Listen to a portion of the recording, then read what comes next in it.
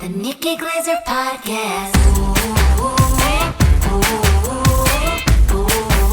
The Nikki Glaser Podcast. Here's Nikki.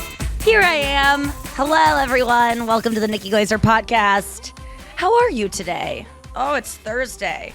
Man, this has felt like a long week of shows. I've liked it, but I will say that it feels never ending. I don't know if anyone else feels that way after the holiday break. Oh, it's probably whenever you feel like a day is a different day, like doesn't this Tuesday feel like Friday? It's one of those things where everyone agrees with you. Do you ever notice that, Noah? Like whenever you feel like a day is a different day and you say it out loud, people agree. Yeah. It's like we all have a common circadian rhythm system. Science words. How are you this morning, Noah, this afternoon? Good. How are you this morning? You know, it's definitely the afternoon, and and we're starting late because I cannot stop sleeping. I can't stop sleeping. I'm kind of like weaning myself off an antidepressant because I just want to come again. I'm just like Nikki.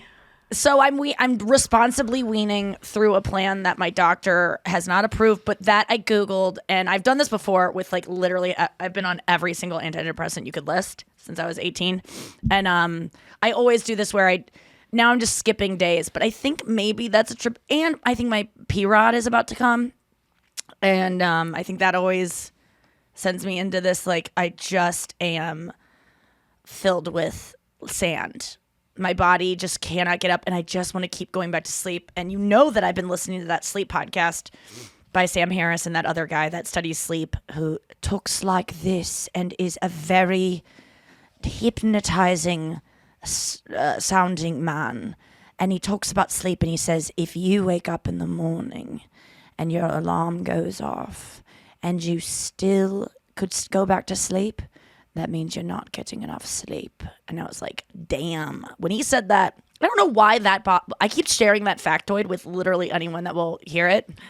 And it's because I just think that obviously it seems like, oh, that's so obvious.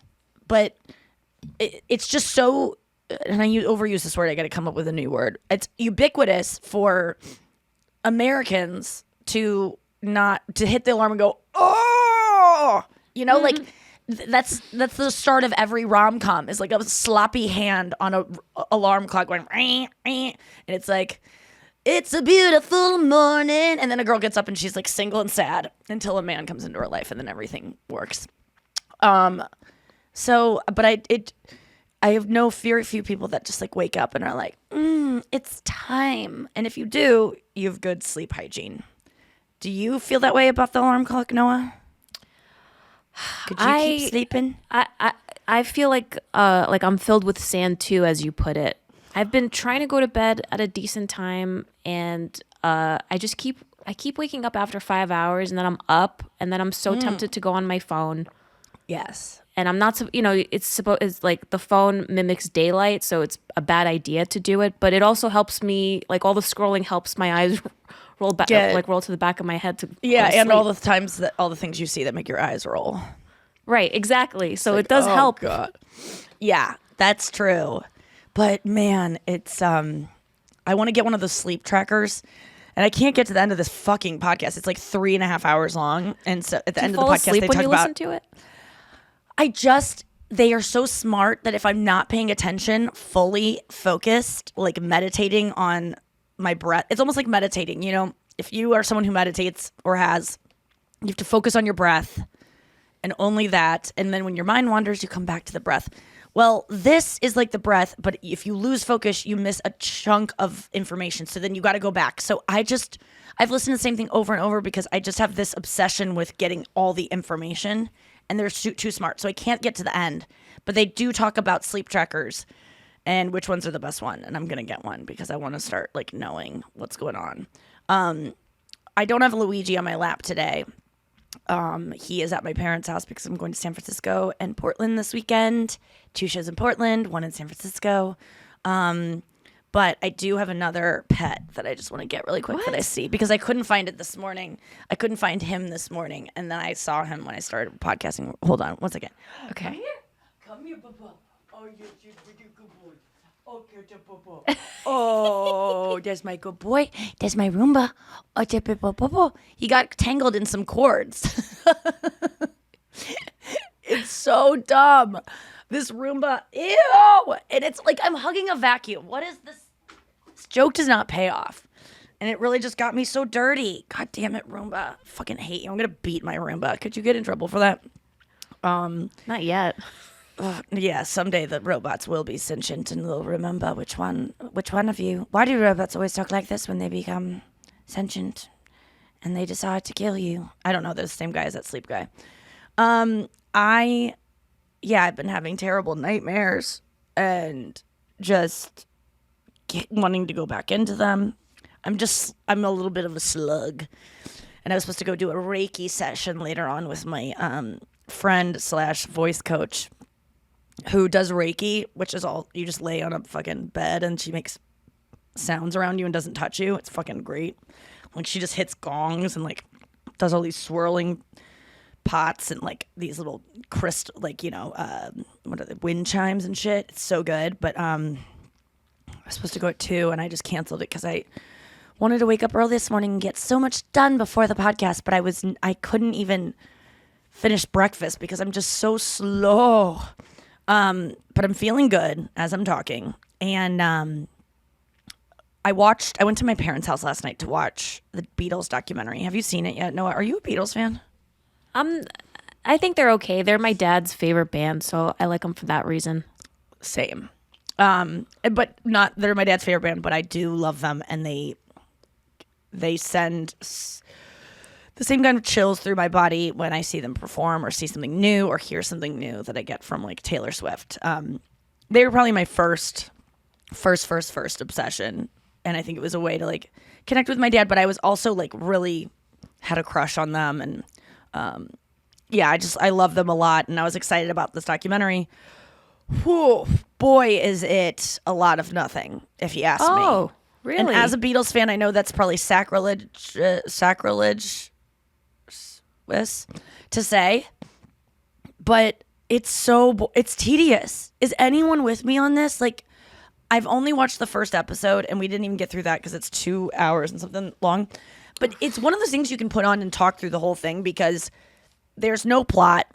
There's no story you need to follow. It's just watching. It's fly on the wall watching band members talk. And it bugs me because I am very fine-tuned to reality shows where they pipe in audio where there's not actually that being said in that scene.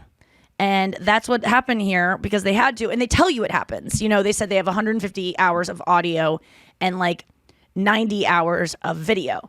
So they're using audio and putting it into video that where it didn't, this audio occurred somewhere on these premises in the same condition. So it's not like so insincere to do this because we know that this happened. But it bugs me when someone is like it's George talking and they show the back of his head and his head's not moving at all. When you talk, your head bobbles a little bit. And I can sniff out when audio isn't matching the video immediately.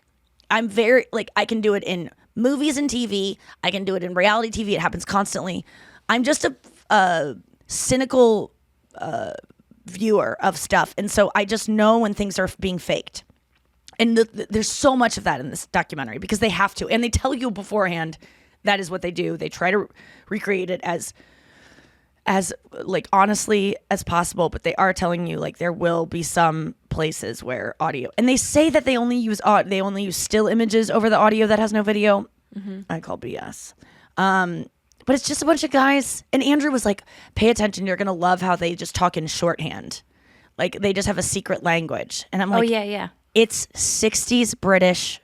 It's 60s British. It's a different language because they use different words like grotty instead of to mean something. I don't know. They they're because Andrew today was like, "Did you hear the secret language?" I'm like, "Andrew, it's British. It's just language. some people with a British accent in the '60s. If you hear people talk in the '60s in with an American accent, you'd be like, oh, this is kind of weird because there's different words and if someone hears someone say it, that's lit 40 years from now, 50 years from now, you'd go, oh, wow, they have a secret language. No, that's just what people said. So I think that was what was going on. But boy, was it a snooze fest. And my dad and mom they'd already seen that episode, so it was nice that I could just talk over it and we can just hang out. But at one point I was like, can we shut this bitch down and pull up Taylor Swift on SNL? Because you guys haven't seen her yet on that. And so I made them watch 10 minutes of Taylor Swift on SNL. And I tried to film it on my Instagram because I thought my mom was going to say something funny during it or just be like, she's so great. I just thought she'd get some commentary, but they just sat in silence the whole time. I don't know what that meant. And my mom just wanted to know what she wore for it when I was talking about it yesterday. But then also last night I got home from watching Get Back at my parents' house. And Andrew had rented the Anthony Bourdain movie. And it's so good and heartbreaking. And he's kind of an asshole and such a dark soul. Like, not a dark soul, but like so negative.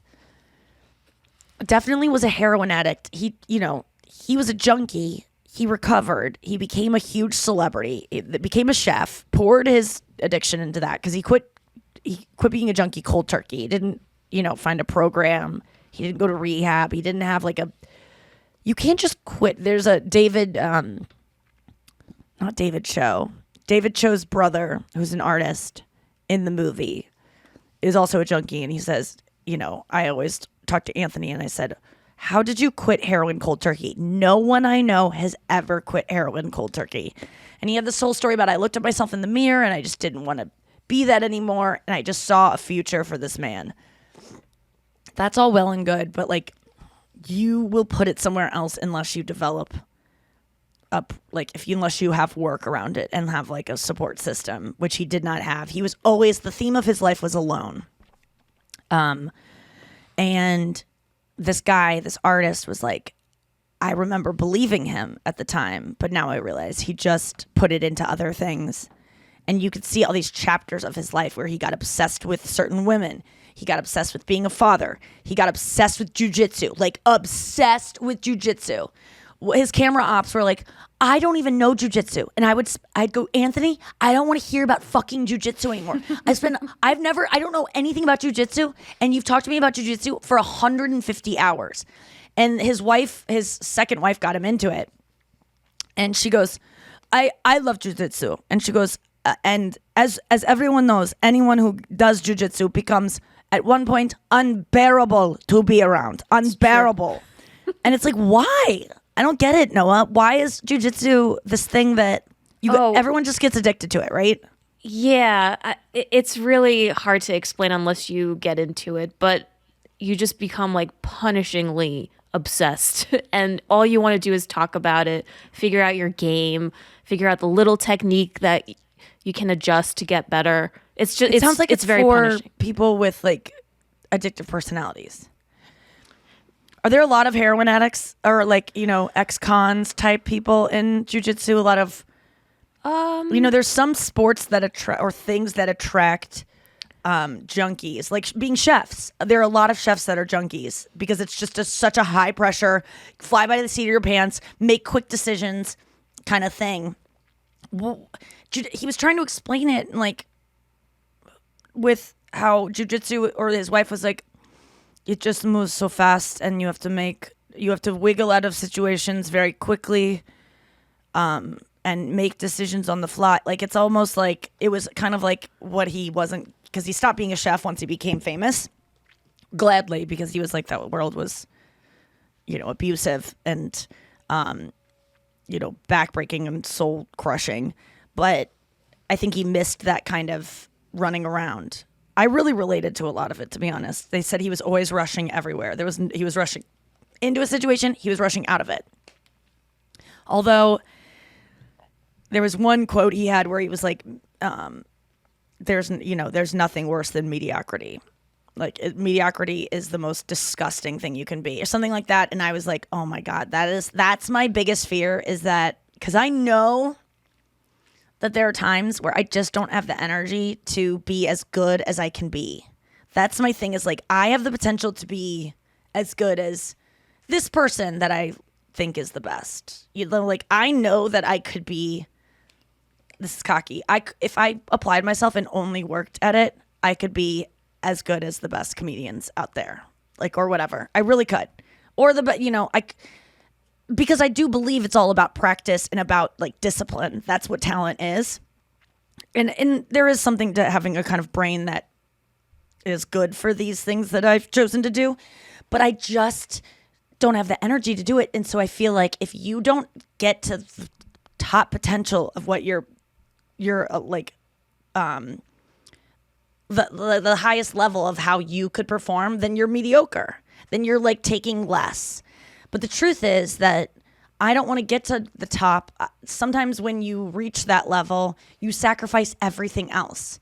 And I have to remember these people that I look at that I'm jealous of their or like their success or their skill or their talent, that their art actually, in the end, maybe they are operating at a 10 in terms of joke structure and joke formation for the jokes that they're doing.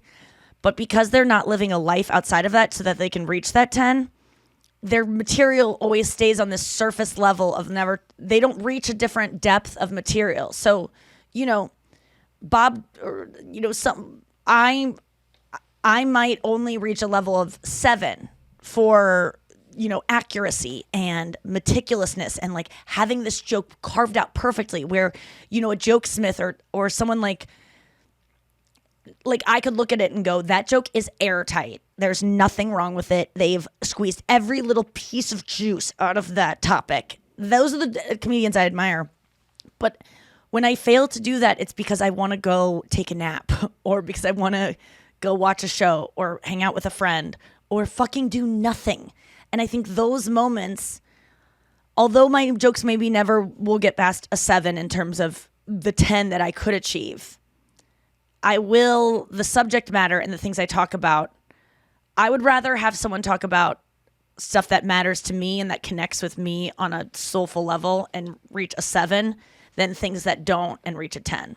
So that's what I have to remember. And that's just for me today to get through any self-doubt I have. But I did cancel my Reiki session.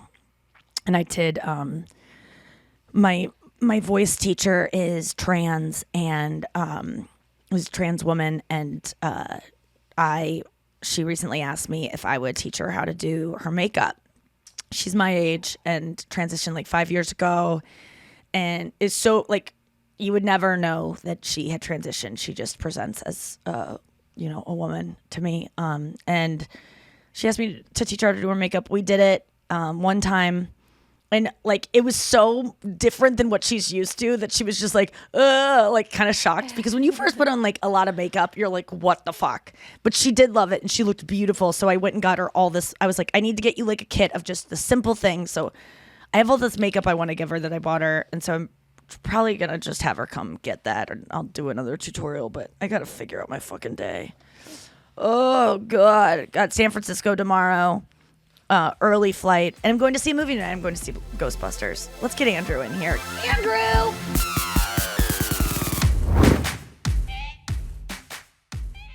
What up? What's up? Happy Brenna's birthday. Oh, hey, baby. Brenna's birthday. It's Brenna's birthday, baby. I miss you. Kisses. She's literally 10 feet away. How's it going? It's good. We just filled out the application. We're going to be neighbors. Yeah. Jackpot. Yeah. Oh, I gotta send my lease renewal. I forgot to do that. God, I got a lot You of get shit to kicked do. out of the building. That would be hilarious if I have to leave and you're still here. And you take the apartment we really wanted. I wouldn't take that fucking small shithole. That's our dream house. I haven't seen it yet. That's I'm sure our it's dream great. house. Yeah. So I finished the Bourdain. I don't know movie. if that's the... Why did you not watch it all? It is the one. It said 2013. Really? I think that's like an old documentary. I don't think that's the No, one. it's not. It was 2000. They have it all up to his death in 2018. Are you sure? I watched it last night, and he oh. dies in it, and he wasn't dead in 2013. So that would have been very prophetic.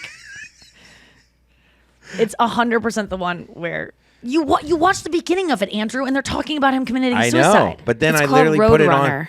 Yes. I put it on today, and I could have swore it said 2013. I was like, oh my god, we've been watching No. an old documentary. No, why did you guys stop it right away? You just got bored? Yeah, Oh, okay. little birthday love making. Not on the couch. yeah, Took yeah. it to the bed. Nice.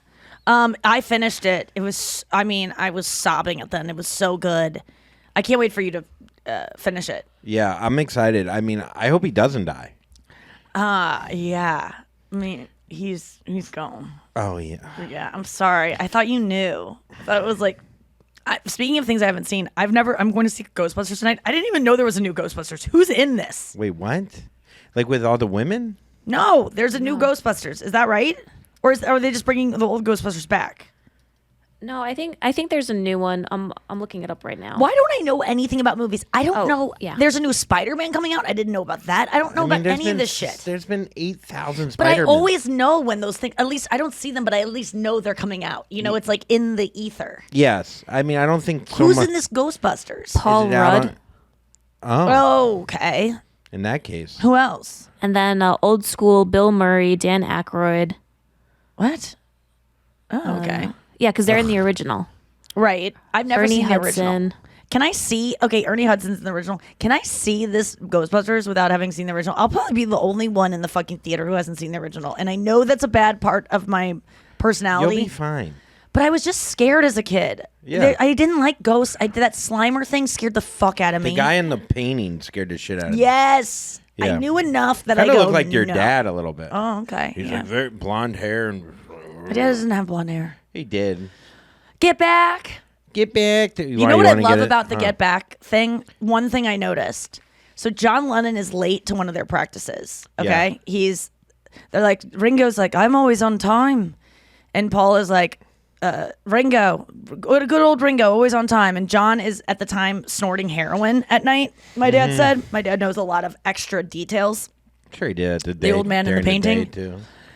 No, he was because No, my you dad had to be also productive, said yeah. last night, he's like, Julian Lennon said he watched this documentary and said I'd have a whole new appreciation for my dad. I go, you just said that he's snorting heroin, Dad. And he goes, oh, well, he's only doing that at night. I'm like, well, I wouldn't want to watch my dad as an addict and feel closer to him, but maybe, I don't know.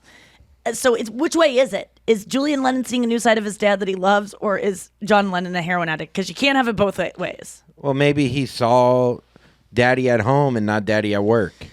You know what I mean? I mean, he saw Daddy at work. I'm Not just maybe saying, not like, in these kind of thinking about sessions. my life. Like you see Daddy at home, they're fighting at home. They're angry at home. Yeah, you didn't But see the process. I didn't see Daddy saving cancer lives. To be honest, your dad was maybe kind of fucking at work too.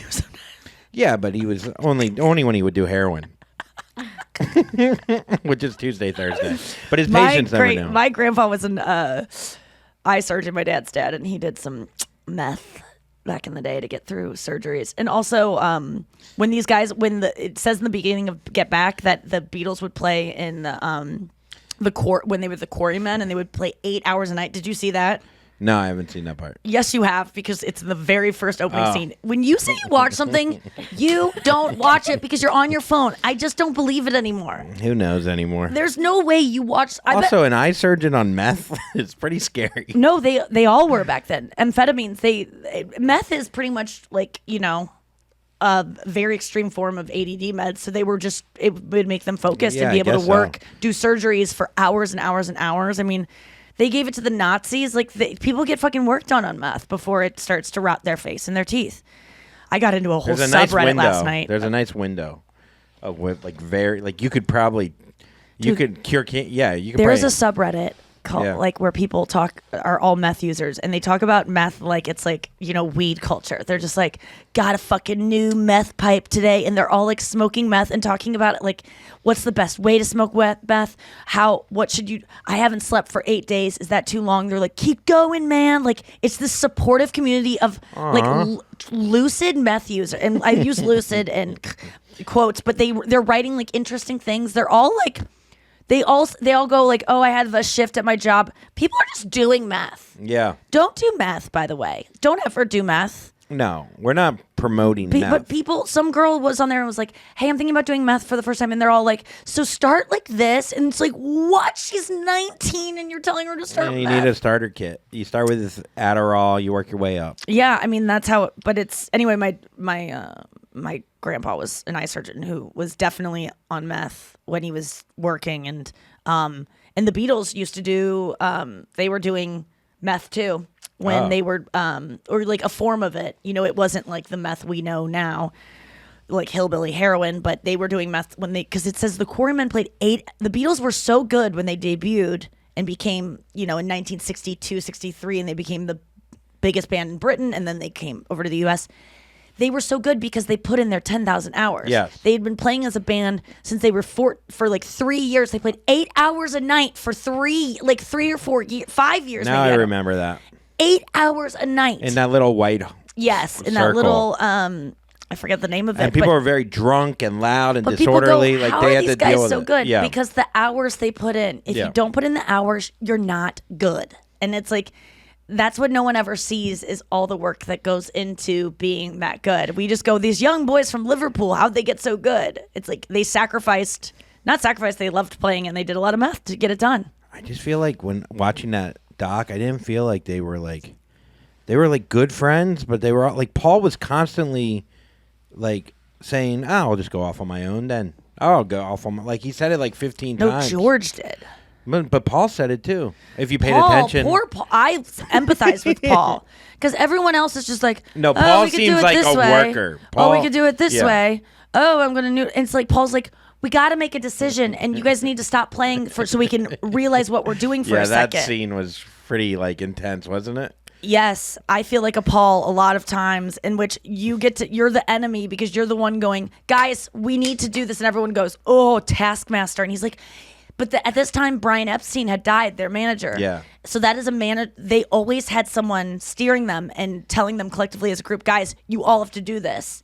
And if you don't do this, you're like, pretty much their boss. Yeah. And this was a rudderless ship. I like when they talk about him. They're like, he helped us so much. He told us to wear suits, and we wore suits. Yeah. And that was like the whole example, but it worked. Like the black and white suits with the haircut, everyone the same. Yeah. It worked. I But mean, those Paul McCartney, you could tell, and John, but like, whatever. They're all brilliant in their own right. But Paul McCartney really stood out to me. And like, granted, it showed like he came up with those singles, but like, he's on another level of just like of creativity. Yeah. And I love how they were like, we're gonna simplify everything, and then we can make it. Yeah, which is interesting.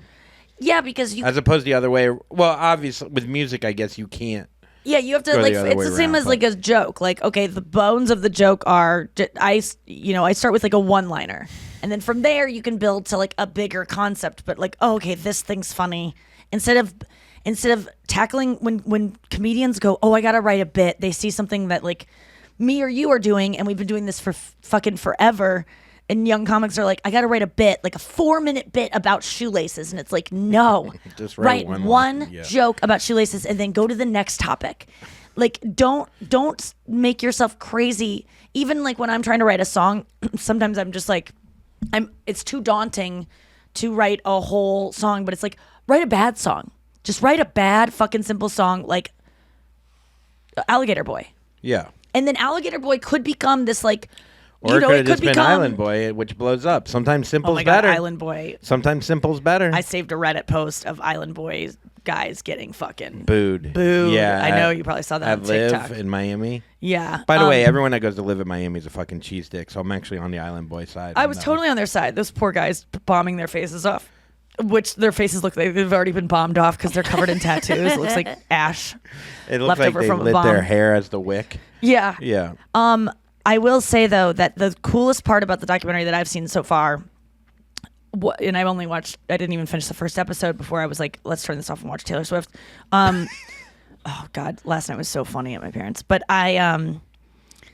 so John Lennon's late to rehearsal, and it's Ringo, George, and Paul, and they're all waiting. And Paul is just playing a bass, which obviously only has 4 strings, and he's playing it like a guitar, and he's like fucking around on it.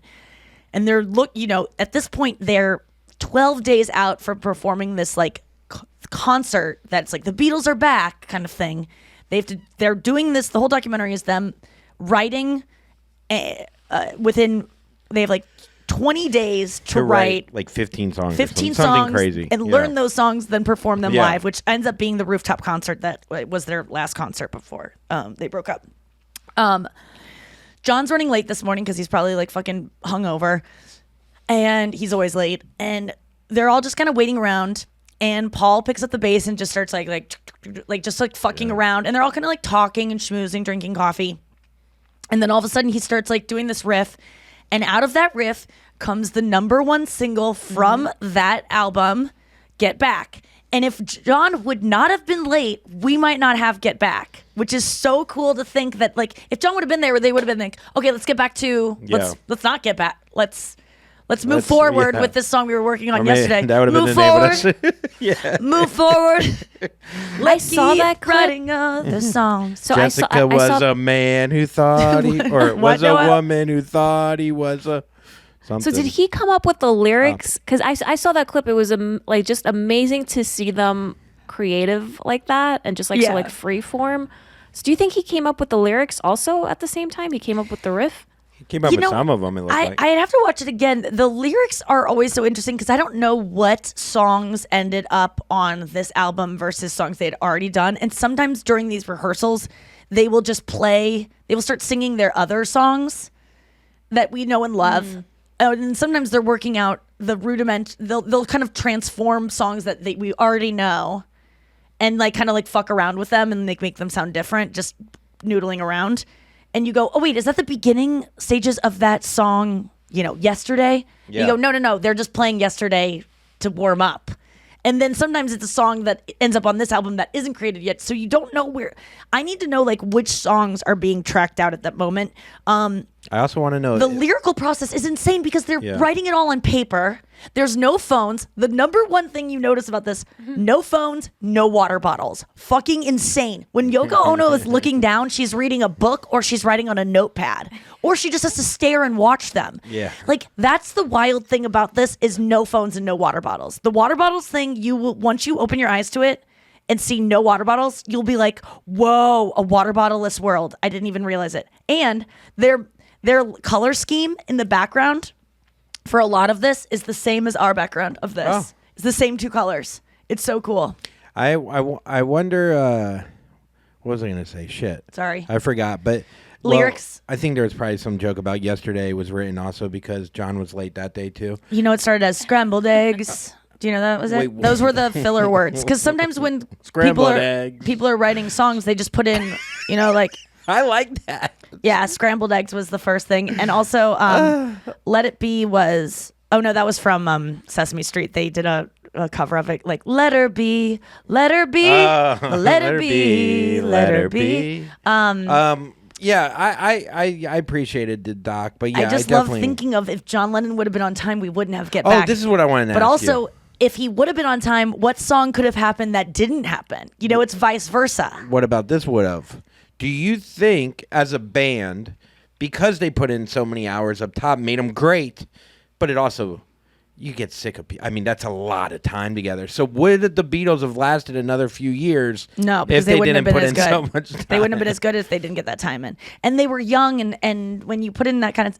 The thing is, they got sick of each other because they all got egos because they got famous. Yeah. And they all got resentful of each other because, you saw it in kind of Almost Famous, the front man. Yeah. They debut the T-shirt and the guy in the front, and all the guys are blurry in the background. It's so funny. And yeah, I mean, you could see George had a huge chip on his shoulder at one point. Apparently, during this documentary, George quits the band and just walks out, and you don't even know it. It's so subtle because George is George has just monks sitting around, just taking up space, and John Lennon's like, "Who's that old man over there?" Yeah, and it's like a 20-year-old guy that's just a monk. He's like, "Who's that old man over there?" All right, guys, Ringo doesn't do say anything. a word. Ringo I is love his eyebrow, by the way. Very cool eyebrow. There's something to be said about guys who don't get involved when two people are fighting and just like kind of stay back and say nothing. But it's also like, pick a fucking side and I wanted so many times, Ringo, say something. It was incredible how he just stays. and Hello. Ringo's mouth is always open when he's drumming. I love Ringo, but do I? I don't know. I mean, I just Richard love. Stocky. I think it's impressive that he didn't say a word. You know what I mean? It is also funny that if someone leaves the band and because no one really talks to them or thinks of them, no one really recognizes. Like, I'm out of here, and it's like, when did you Yoko leave? just I sitting came there. back. The balls on Yoko to just sit there like she's a Beatle. What about when she was screaming? And someone told us that story. Oh no, I haven't seen that clip yet. Oh. We got to look that up. But I didn't see the part where she's screaming. But she was yet. screaming in the Beatles. Let me just tell you, I God, I hope recommend. people out there like the Beatles. Yeah, the Beatles documentary. If you're not a fan, I'd skip it. But if you are, if you're, You pretty much got everything. If you're not a fan of Anthony Bourdain, still see Roadrunner. It is really great and very interesting about addiction and just a guy that was always going to die at some point. He just couldn't.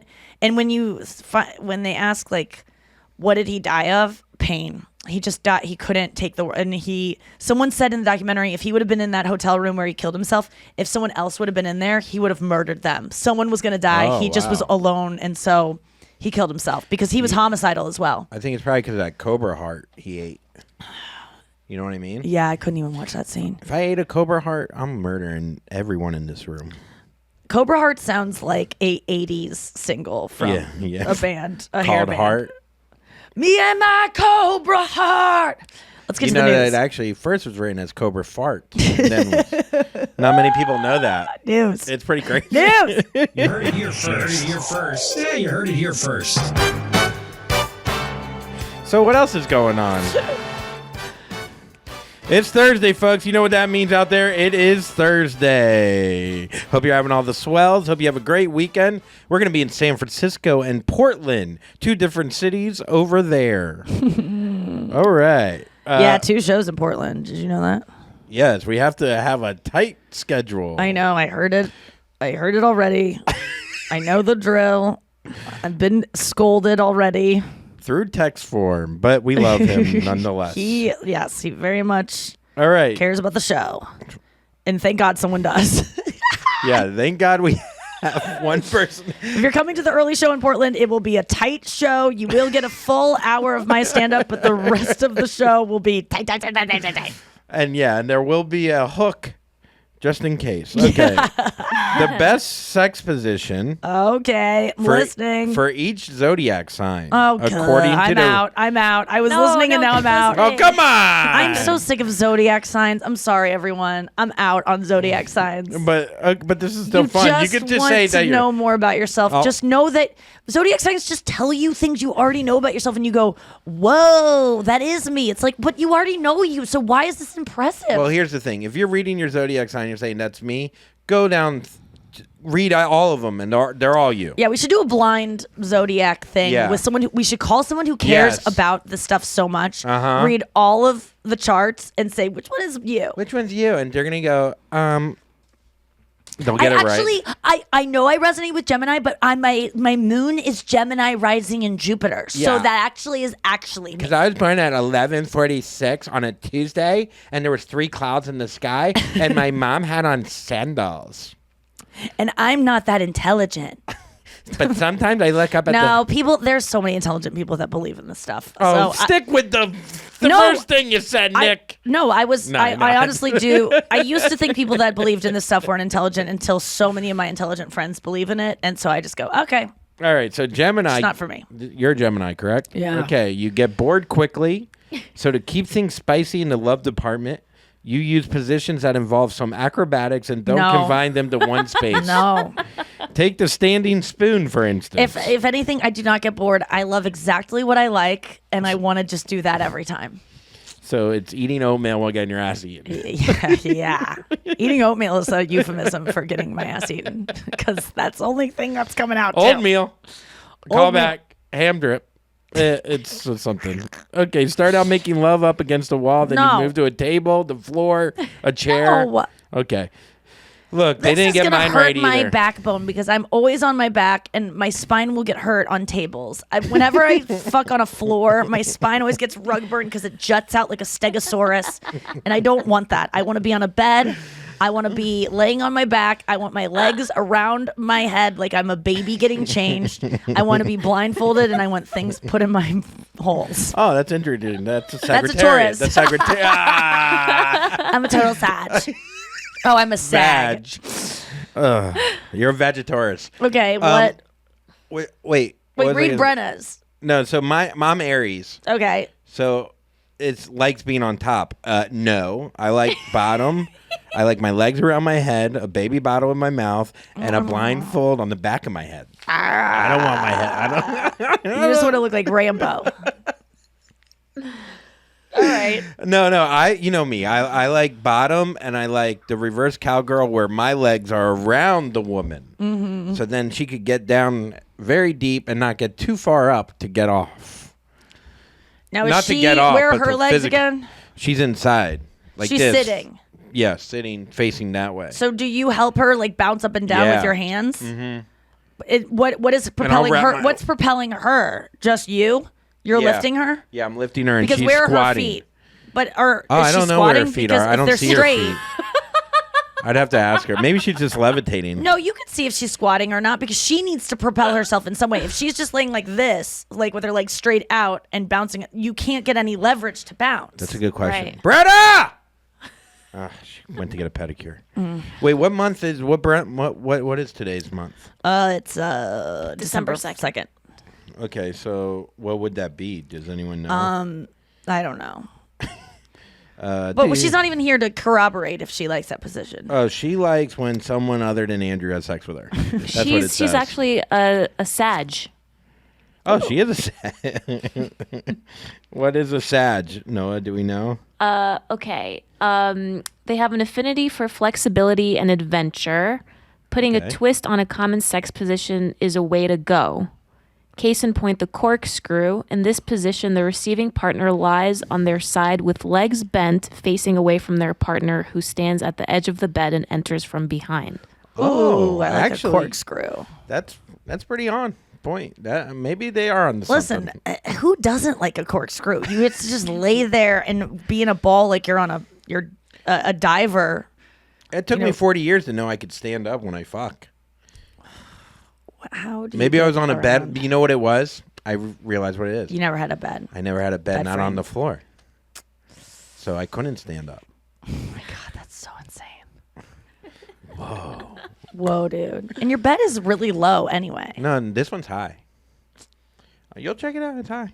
Okay, all right, I'll believe you. Because I had to put stuff under there for my studios. Dude, I've been just giving the best thing ever is just to give, like, I recommend this to women so much. What is it? Let your guy just lay back and fucking relax and just give him a hand job with a bunch of oil and just talk.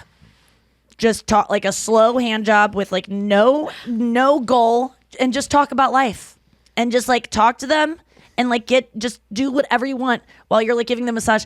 Maybe act like you're a masseuse and be like, can I just like kiss it? And they go like, what? Like just do like a Dude, I literally did that last night. It's the I acted best. as the masseuse. That's great. It was funny. I like went in the bath. I knocked on the door. I go, you ready? Like I went through the whole thing, and then I go, is it okay if I touch you here? And then she Is this in lieu of buying her a massage for her birthday? she touched my penis. I go, what are you doing, ma'am? Yes, like that's it was what I like do. it was so fun. That's what I do. And then I kissed her vagina. I was like, is that? Oh, I think I went over the line. She's like, Yes. yes, you did, sir. Yes, it's so good. But honestly, like it's just a great way to connect, and like you don't have to do any like. It's such and just use a ton of lube. Like use oil, massage oil and lube, and it's like it just is. It makes your life so easy. You don't have to like fucking spit all over it, and like if you don't want to, and if you just have dry mouth, like you gotta use lube. I always used to roll my eye when these ladies, these sex positive women, like Sex with Emily, would be like, "Lube is your best friend." I'd be like, shut up about lube. Yeah. But it truly, if No, it's I good. am so mad in my 20s that I didn't use lube. It's didn't like, either. it is just the best thing you can add to sex. It doesn't mean you're an old menopausal woman. Just please Get yourself some lube, girls. I swear to God, it will change your life. Yeah. And guys will not judge you for it. They don't care. Yeah, it's changed my sex life. It's way easier to fuck. Yes. Okay. A Florida woman who dialed the wrong number inadvertently spawned a friendship with a Rhode Island man that has lasted more than 20 years. Oh my God. So this woman, Gladys, who's now 80. God, we got to bring back that name. Gladys. Yeah, it's a nice one. Kept dialing the wrong number. At first, it was just her saying, "Oh, I'm sorry." And she's really Southern, very hospitable, polite. "I'm so sorry, child." And then she hangs up real quick, said Mike, who was on the other end. One day, he sparked the conversation. I guess she kept calling the wrong number. And learned that Gladys went through a divorce and also lost her son. During that time, I was downhearted, and he felt my sympathy and everything and lifted me up. Cuties. After years of communicating via the phone, the friends finally met the first time over Thanksgiving. Aw. It's just like this, like That's adorable. You know, it's like that one... it's like a... That text exchange from that guy and that woman. Do you ever see that? And they spend every Thanksgiving together. Oh yeah, yeah. Because it was just they've been doing it forever. I know, it's just a random number. Yeah, it was like a random text mistake, and it was like, oh, what are you gonna bring to Thanksgiving? It was some kind of, I don't know. It was a wrong number situation, but with text, and then now they always spend Thanksgiving together. Interesting. Have you ever done a wrong number thing and gotten to know anyone, or had some fun with a wrong number text? Or I had a guy calling me for a little while, and I just would never pick up a wrong number because could have been a beautiful story. I know. Yeah, now who picks up a wrong number? I mean, the fact that this happened 20 years ago, that makes sense. This would never happen now. No, this happened. Because you see a wrong number and you go, what the fuck is this? Oh, yes. Also, I mean, why did she keep messing up? I don't understand. Well, Maybe she had an older number in her mind. She was trying to reach her sister, whose area code was 401, but she dialed area code 410 constantly, and she kept reaching that guy. That's Hilarious. so cute. So it's a whole different, There's state. actually a sports story that just came out yesterday. These kids started a basketball chat, like with their group of friends, high school kids, and they got one number wrong, and it ended up being a football player who plays on the Bucks, Tampa Bay Bucks. And so then they FaceTime. Ended up in the FaceTime, and they're like, "Holy shit!" Oh my God. And then Tom Brady ended up on there. Gronk ended up on it. All on this like. That's hilarious. It's so really fun for them. Like, yeah. I sometimes get people faking like they're messaging me. Like they get my number, and then they pretend like they have a fake text that's like, "Hey, I'll be at rehearsal later. I'm sorry I'm running late. It was just really, I was writing a lot last night and I had to save a kitten on my way to." They'll make them sound like a huge fucking hero. So then that I go, "It's a wrong number, but that sounds so cool and we should be friends." And they fucking know it's me. And they do this. This one guy used to do it all the time, and he kept writing, and he would be like, "Wow, it's a wrong number." And I knew what he was doing, so I was trying to give him the idea that he was thinking it was working.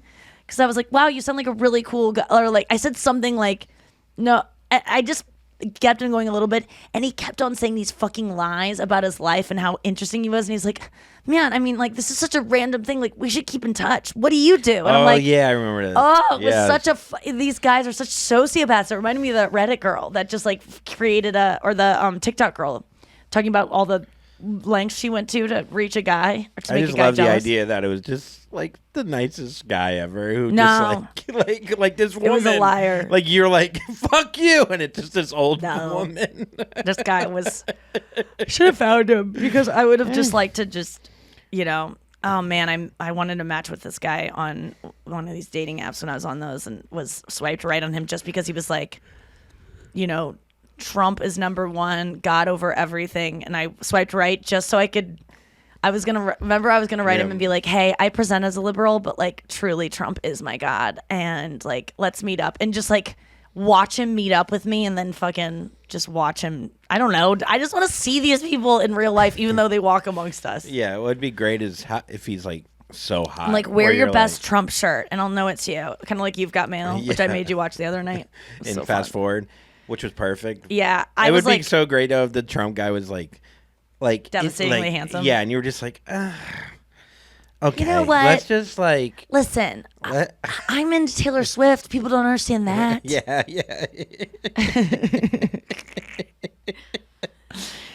Oh my god. I don't know. It's Yeah, I made you watch You've Got Mail the other night. Yeah, I like the fast forward version. I think that could I just be would an go, app. hey, let's just, here's the scenes you need to know. And I would go to just the best scenes. I'm like, okay, so before this, he knows it's her. She doesn't know it's him yet. Boom.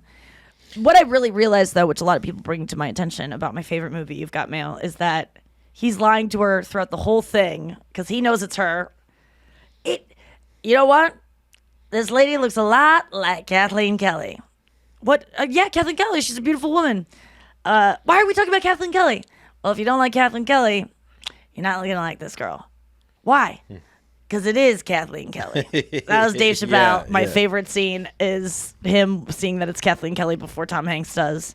And the thing is, once Tom Hanks realizes that the woman he's been talking to online is Kathleen Kelly, he doesn't tell her that he's the guy and then goes on to befriend her. And then they become great friends. She kind of falls in love with him, but is still holding out a place in her heart for this guy she's talking to online, which he's still talking to her. He's a fucking liar the whole time. Yeah, he's the guy that's talking to you on He your is. telephone. He's the same man. It's wild that we never get his reasoning for why he does that and just doesn't come clean right away. Yeah, I wonder why. Well, I don't Well, I think... maybe skipped the scene where it explains that. Yeah, I we jumped might- around a little bit. I have some more scenes of that movie to show you. It is my favorite movie. Let's take a quick break and come back with Why Do I Care? No, Sports moment. Sports moment. Let's do it. Here's Andrew's weekly sports moment. Woo! What do you got? Tiger Woods, y'all. Says he will never play golf again full time. Oh. But the 15-time major champ revealed Tuesday that he nearly lost a leg after the crash earlier this year. I'm lucky to be alive, but also to still have a limb. To see some of my shots fall short of the sky, a lot shorter than they used to, is a little eye-opening. Yeah. But at least I'm able to play golf at all again.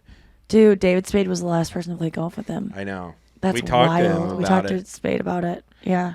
Because they were shooting some segment for some show. Well, he was saying how Tiger's back was like so fucked up, like before the accident. Yeah. And then we were kind of joking, like, "Oh, the leg took away from the back pain." Like, it's hard to. I'm sure that kind of might do something. I don't know. Oh, Who that's knows why I what would put a happened? vibrator on my head when I would have a migraine, because it would create a new kind of pain that was. It was it's a. You know how you can take dull pains versus Yes. There's like different kinds of Grabbing pains. here. Have you ever grabbed here Yes. to get out? Yeah. I love a dull pain, but a sharp pain, I hate a sharp pain. I like a dull pain. So I'll make a dull pain supersede the sharp one. But God, pain sucks. I feel sad for him because I know he's in chronic pain. It's just crazy. Like, golf can make a body that injured. And Well- this is pre-accident. Let's talk about. And he also worked out he was machine, yeah. He was an animal because his dad was like a Green Beret, so he wanted to impress his father his whole Mm-hmm. life. So he went into Green Beret training. He lifted like he was gonna. What's going on with your golf game? Are you playing? I shot You're not. I shot a 38 yesterday. Damn! Yeah. Wait, you went and played yesterday. I Okay. figured out something. I had a lesson, and there's a lot of ego in golf. Ego will kill you in golf. It's a fucking great sport, man. But ego will kill you. And the thing is, with your driver, the driver swing is different than the iron swing. But you can, if you choke down, you can swing almost like an iron with your driver, which you'll lose like 15 yards. So there's your ego, but you'll gain consistency. But it's because guy wants to. It's like what we were talking about yesterday. Drop 300 yards, work out the hardest, but you could be the best by not. I was just talking about that pushing. at the top of the Yeah. show. Yeah. Like, sometimes I want to work. I could make a joke of mine if I wanted to work as hard as some of these comedians. If I wanted to reach my potential as a comedian and do like a 10 for every joke and like dissect a joke at a 10, the amount of energy that would take me to do Yeah. would make it so I didn't live a life that would fulfill me enough to write about things other than those things. So yeah. I might only reach a 7 in terms of how good my jokes are, but the depth of which the things those jokes are about Yeah. are going to be far more interesting and consistent with what I want to do as a comedian. That's the rub. You can't have it all. Ugh. Relationships, you can't have it all. The person cannot be like everything you want them to be. Your talent, you can't have it all. You have to choose what's important to you, and it's not always going to be what's important to someone else. And I met a new friend. If you're like a guy out there and you're listening to the show and you play golf and you don't like, oh, I can't play alone. Go play alone and team match up with someone. Look, you could end up getting someone terrible, but most likely you're going to get another. This kid was walking. He's in law school at Wash U. And I was like, hey, just ride in the cart. You don't have to walk. We just rode in the cart. We became like, I got his number at the end. We're going to play again. Like, he shot a 40. Like, it showed competitiveness. And I don't know. It's a beautiful thing. Those like quick little friendships that you can get through like a common hobby if you get outside. Has your obsession with golf wavered slightly, though? Because I feel like I don't see you on TikTok constantly. I don't see you talking about it constantly as much. And is that a good thing? Or do you feel like, oh, I'm not as obsessed.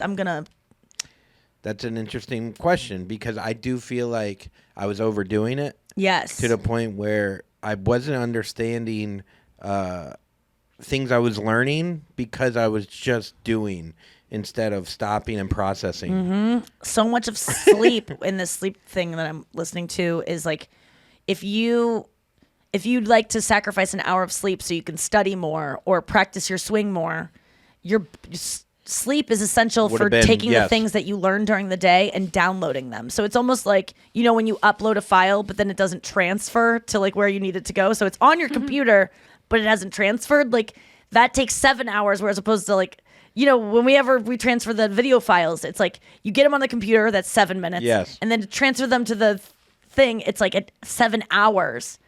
And that's the difference between like going, oh, you know what, I'm sacrificing sleep and rest and like just not doing something so it can download. I think a lot of us cognitively are like, but if I'm not doing, I'm not learning. You need rest to actually have it. And more cement. isn't always. And I know we're using golf as an example, and I know guitar, whatever I'm practicing the guitar thing, I will get it in my head so much, and then I just stop, and I'm like, now just meditate for 20 minutes because that's going to serve you better than just doing this again for 20 minutes. And practicing with intention.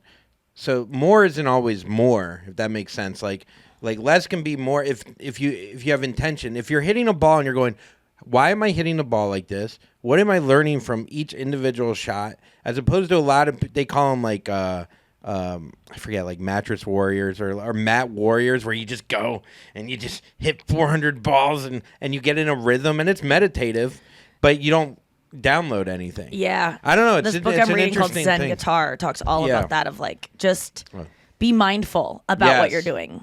It's very interesting, but it makes you feel lazy as someone who sees, success equals constantly working and never resting. And rest is such an essential element, and meditation and slowing down is such an essential element to being the best that you can be. And it just seems counterintuitive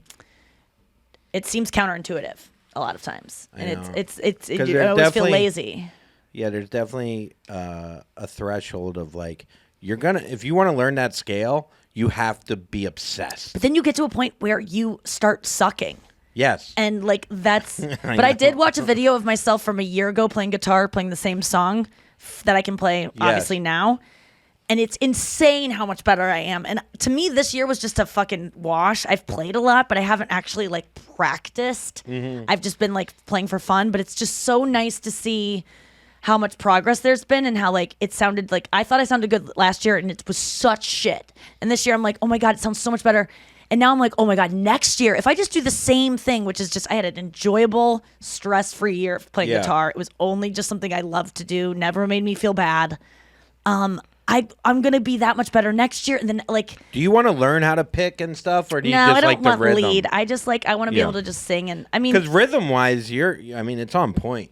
You know what I mean? But it's like, now it's just making it sound good and being able to do little effects like hammering on and like just doing like, like a little bit of that would be fun, but I'm not into like. But don't you play so much? Doesn't your rhythm, same with the golf swing, like if you're not, you can't fucking break it down into 45 things. You need like 3, simplify it. Like how you strum, you don't even want to really think about how, you want to just think about maybe one thing. Two things. It's so nice when it becomes. But if you're like, I gotta press hard with this finger. No, and it press- starts that way, I and know. then when you practice it enough, it becomes second nature Yeah. because your body downloads it as like, this is just what we do. It's like driving. When you first start driving, it's like, I mean, you still drive like that, but like the left lane, and then it just becomes like, oh, that's just what I do now. I don't have to think about it. It's just natural. You still Muscle drive memory. like that. You drive like a crazy person. You drive like, but you drive like they're this. humming. My mom does the This is same how you thing. drive. Oh yeah, texting. No, I don't text and drive. No, not at all. Only when I'm Let's in the get car. to Fanthrax. And there's a bus on my side.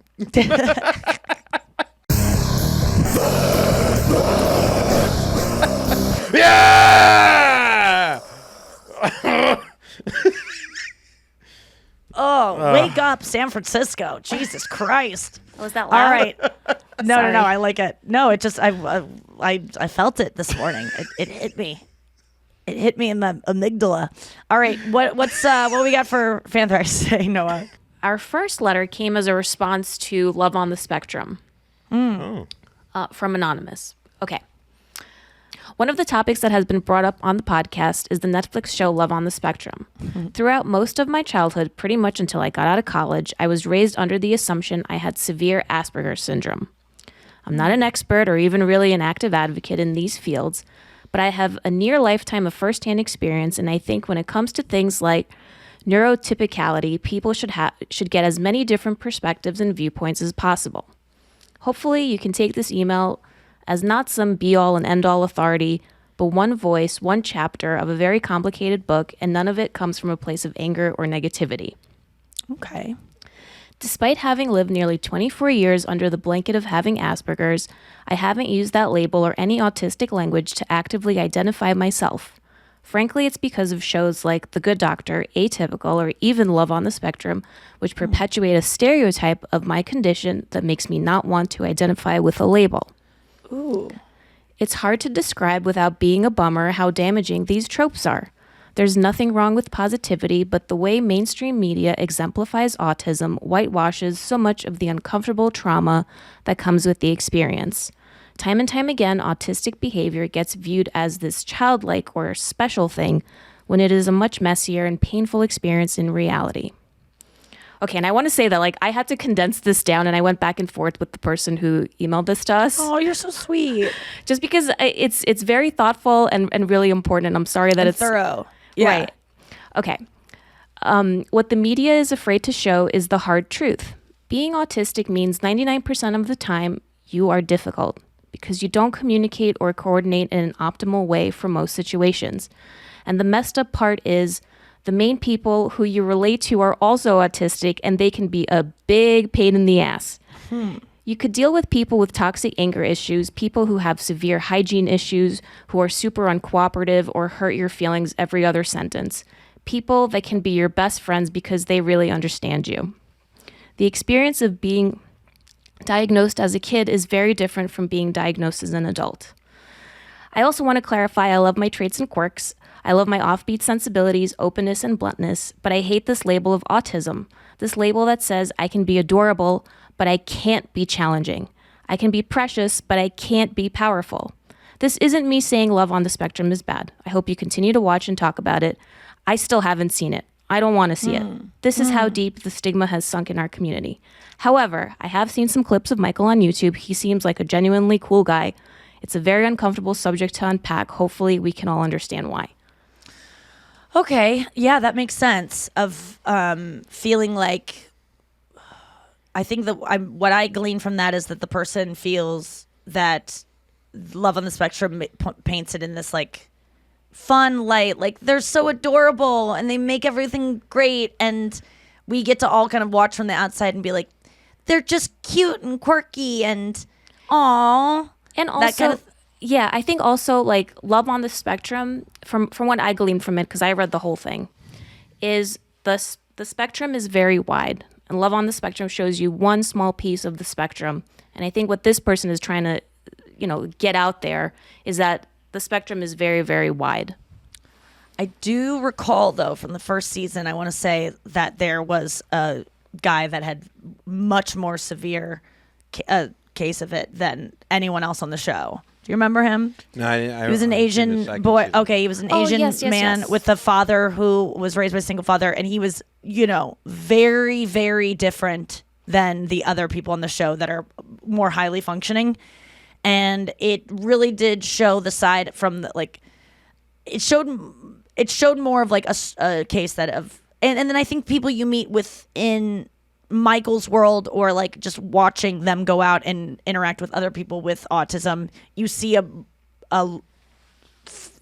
you see different sides of the spectrum that can be obviously really trying to families, and not just whitewashed in the sense of, oh, it's all fun and cute, and they're I guess I want to know more, honestly. I want to know what this person wishes were different about them. Like, if they love their quirks, what are some quirks that they have that they really struggle with and just wish were not that way, and that are like the parts that you wish that would be more represented in on these shows, like Good Doctor and Atypical and Love on the Spectrum.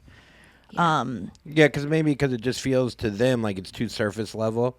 So like, it's like, I'm Jewish, right? So if a show is like, here's some Jews, and then it's like, these are the Jews, and this is what Jews do, like, Sign up.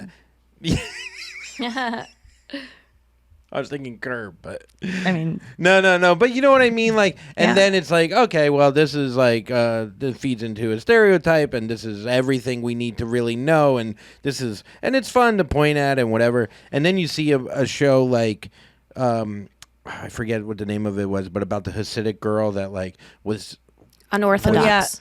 yeah, Huh? Kirsten It's called Lovett show, Unorthodox. It's unbelievable. First of all, you have to see. Like, Okay. it is one of those shows that I can't believe I haven't convinced you to see. But then you see like a whole like dark side of Judaism, and like this and so maybe this person wants to see like something like more specific and more like, and not just a doctor that can figure out things because he's autistic. You know what I mean? Yes. Like, Yeah. So yeah, you just need. We're seeing the like comforting side that makes us all feel like, oh, everything's okay. Yeah.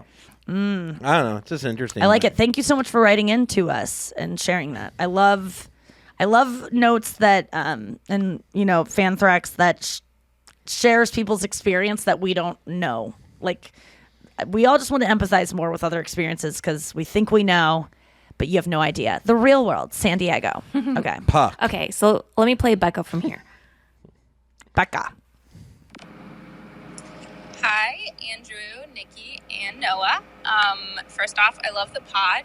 On days when my DJ is pretty SS, I really appreciate it.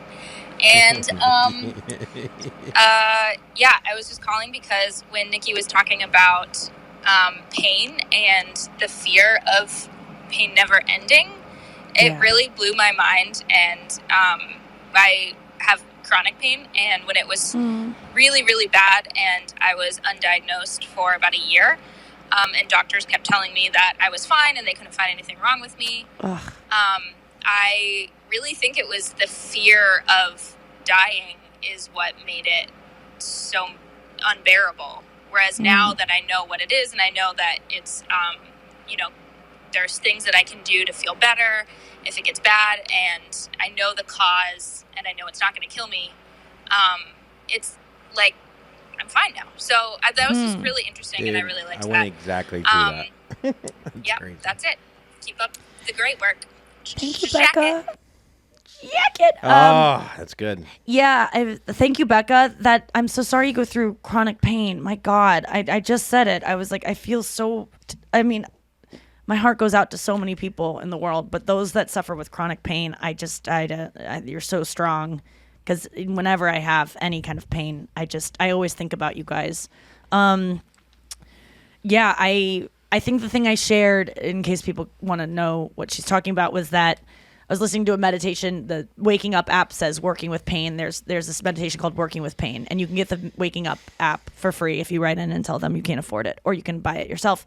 But there's a meditation that I listen to when I have migraines, and it says that a lot of the anxiety around pain is that if you think about pain in the sense that you've already borne the pain of this moment, like you're already, when you go, I can't, this is unbearable, you're actually bearing it. You just did it. Like, you're in the moment, it's happening now, and you're getting through it. The that so much of pain is anxiety about it not going away, and you're thinking about the future, which you cannot predict. You don't know. A lot of times, I guess you can if you have a diagnosis, but a lot of times you don't know if it's going to go away or not. And the fear of, oh my God, why am I getting so many migraines? Am I going to have do I have a tumor in my head? All of that is really what the pain is. And if you can think about that, the moment you have right now is all that you have. And that you've gotten through the pain already, that you can get through. You could just stay in the moment. I don't know. It was something like that. No, but yeah, I get that. And I think relating it to like death, like once you can figure out this isn't like, I would have like horrible. But we all die. That's where I get trapped up on like, I'm going to die. It's like, but you are. No, but you feel like it's expedited, that you're going to maybe die in 2 months. And you're also maybe thinking, if you're a hypochondriac, that this pain now is bad, but the closer I get to death, but what's the pain's between going to 2 be even months worse. and 40 years in terms of like, you just want to get more stuff done. It's the anxiety of like, I didn't get enough you done. You want to see your nephews grow, your kids grow, Right, or okay. or you don't want to die I'm before not your playing parents. devil. I'm not trying to be like, I'm dumb. I don't know. I'm just, when I think of death, I'm like, if I go tomorrow versus when I'm 90, it doesn't matter to me because I'm dead. But it matters to everyone around you. Yeah, but they'll be dead someday too, and then that pain will be gone of me losing. Like, you know what I'm saying? Yeah. I'm not trying to minimize. No, of course, I want everyone to live as long as they can, and I want to live as long as I can. But when I don't fear death like I feel like most people do, and I wish some people could just get. I wish I could like transfer the way I think of it to other people, because it's not because I'm like, I figured it out. I just don't know why I don't fear death the way other people do. I get what you're saying, but to what she said though, about she was afraid of death. Yeah. So that has, whatever, Right, however but I you think feel that about it. you can change the way you look at it, and But my point though is Yeah. that she has this pain, right? She decided to go to the doctor. They finally figured it out, and then she learned that it's not death related, that it's not a death sentence, right? And because of that, so much of it was the anxiety of potentially it being death. Which, yes, what you're saying, yes, is true. But a lot of people are in her boat where it's like they still fear death. Like, Right, to change that thought is a know. whole nother thing. But then some people won't go to the doctor when they got a pain in their neck and they think it could be a tumor. But instead, they're like, I don't want to find out the truth. But the truth really is you just have, maybe like a pinched nerve. But also, and it's like, not that bad. But you know what I mean? sometimes so it's I think about brain aneurysms where like your brain just explodes and no one can see it coming, and it just is a healthy person and you just fucking die. yeah. And sometimes I'll go like, or I'll be flying in a plane and I'm like, oh my God, we could hit another plane and it could be a second of peace, boom, and then Yes. everything's done. Like it happened in a second, Mm-hmm. getting hit by a bus. And I get a little overwhelmed by that of like, oh my God, my life could be over right now if this building collapses. Like it wouldn't be a slow, like you've been diagnosed. And I get a little anxiety over that. Like I used to get in planes and be like, it could happen right now. Like we could. Well, what's your anxiety when you drive in a single car road? Like, when you're afraid I can of control it. And this person walked. I know, but let's say they come in and they kill you, so you're afraid of dying there. No, I'm scared. I have anxiety over the fact that I'm not doing all I can right now to prevent it. When I'm in a plane, I let go of that anxiety because I don't have control. There's literally nothing I can do to get in the cockpit and go, hey, can you guys watch out for planes? No, I get that, but I'm saying though, But when I'm driving, even if you're driving, no. When I'm driving, I don't have anxiety about it. What are you? Oh, so only if you're riding. Yeah, in because the car. I am aware that they could come in my lane and I'm ready to turn. And I have a plan. But when you're driving, I know you don't have a plan because you're not obsessed with it like I am. And I can't tell I you. think that you think you are more on point with driving than me. No, when on a 2-lane highway, because that's my number one fear. Like if But you were in a why room is with that a lizards, fear, you though? would have a better plan to escape lizards But- than I would. But why is? What is the? I would. That'd be very scary. But I'm saying like no, that's I know. your But phobia. what is the? You're saying you're not afraid of death. Well, I want to obviously mitigate against dying in a really gruesome way, Okay. where my body is crushed and I hear all the people around me screaming, and I have to watch people around me die. That is, I'm really scared of big crashes Yes. and big sounds and just very quick like that. Like Yeah. I would much rather die a slow, agonizing death than one Really? in a car crash. 100%. Interesting. If I die in a car crash, just know that it was not the way I wanted to go, and I was very, very sad about it. And I would probably die from this being scared of the sound. I get really scared of. That's why I don't like air shows. That's why I don't like fireworks. I don't like balloons popping. I don't like guns. I don't like loud, abrupt sounds. Yes. So that same fear, this person has the fear of dying in 3 months from now. Yes, I get that. But I know that there's probably someone out there that could help me get over my fear of Yes. this, and that's what I'm saying is maybe I could transfer. However, For I sure. look at it I could say some way that might open. Because sometimes you say something and all of a sudden it cracks open a part of your brain where you're like, oh, I'm free of that fear now. For turbulence, Yes. when I heard that pilots say that turbulence is like driving over a styrofoam cup on the highway, that's how much it gets in the. That's how detrimental it would be to a flight. I was like, I'm no longer scared of turbulence. Yes. That just cracked it open. When Louis C.K. said that when you complain about the Wi-Fi in your airplane and you go like, oh, this bullshit. You're in a fucking you're in a airplane. fucking airplane. Yeah. This used to take months and half of you would die by the time you got to the other side. Now you just take a shit and watch a movie. That cracked open something in my brain so that now when the Wi-Fi is down, Yes. I don't care. And I used to go, what the Wi-Fi? I don't care now. All it took was one sentence. And I just get go, that. so that's I get what I'm that. saying. So you could crack the code before you even worry about having to go to the doctor or you could get there before No, I could just all crack that. the code for. I'm not saying I could, but I would like to. Whatever Yes. is in my brain that doesn't make me worry about the thing that girl and you worry about in terms of a sudden death through this cough I have or this tingle in my throat is going to mean I'm dying. However, the way I look at it, it's not on my mind. I could somehow bestow that to you if I was able to Yes. figure out how I think of it in my head that doesn't give. I don't know how it is because it doesn't bother me. And if you can figure out how to Before that, process two-lane highways the way you do and give that to me, I Yeah. could crack that open, but we just don't know how yet. And that's why I think comedy is important and like just For sure. podcasts and stuff like this and books and actually just information. And I just feel like if you are similar to me and like this girl, like, and you have a random cough, just go. Don't avoid it. Like, don't avoid the doctor because I guess when I have a pain in my chest, you don't go to a heart attack. No, I just go to heartburn. Or I Yeah. go, oh, it's one of those random, like, kind of, Or if I have, like, a sizzle in my brain or, like, a... Well, Zoloft changed that for me. I don't have those just next wondering steps. why I don't go there because I am an anxious person, but there's something about, like, when I had numbness all in my arm the other night. Yeah. At the hockey game, out of nowhere. I wasn't sitting in it weird. I didn't have a tight shirt on. It just was numb. And I just was like, oh, my arm is numb. Oh, that's probably just, like, a freak thing because I, don't have enough potassium today or something. Like, I wasn't... But I know that that's capable. That's probably dumb of me to assume that my arm going numb randomly as a healthy 37-year-old woman isn't an alarm going off. Mm-hmm. But at the same time, But it could be hasn't come anxiety. back. You're in a crowd. You haven't gone to a hockey game And a lot of times before. anxiety. No, I didn't have anxiety. But a lot of times anxiety about my arm numbing will turn into more arm numbing. Correct? Yes. So that's where we get caught up. Let's And get then to you one go, more Anthrax. Is it the left arm or the right arm? Because the left, then you go, left arm's heart attack. If right you type arm in stroke. left arm N, Yeah, it'll yeah. say numb heart attack. Yeah. Final thought. Okay. So this very quick one is from Hannah. Hey, Andrew, Nikki, and Noah. I just wanted to hop on here and tell you something that's been really funny. I'm an elementary music teacher, and right now I am teaching my 4th and 5th graders how to play You Are My Sunshine on the xylophone. So we have to, sing it a lot just to make sure they know it and know the notes. So whenever we sing it, it goes, you are my sunshine, my only sunshine.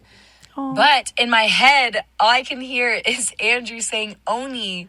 So I come so close to saying, you are my sunshine, my only sunshine.